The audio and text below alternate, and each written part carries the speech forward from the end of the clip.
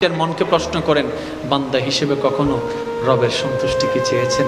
একবার কি বলেছেন, মওলা আমার উপর তুমি একটু সন্তুষ্টি হয়ে যাও, আমার উপর একটু তুমি রাজি হয়ে যাও?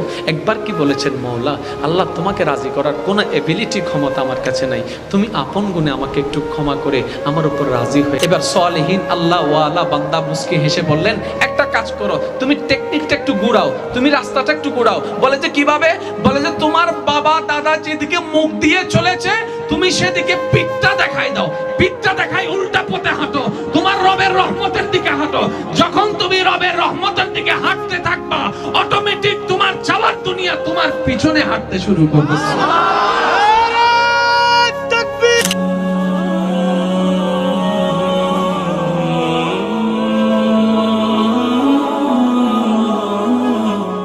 পাঁচ ওয়াক্ত নামাজের দরকার আছে না নাই?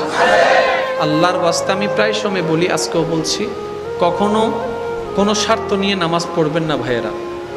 আগেও বলছি, এখনো বলছি, যখনই আল্লাহর দরবারে সিজদা দিবেন বিনা স্বার্থে দেওয়ার চেষ্টা করবেন। কিছু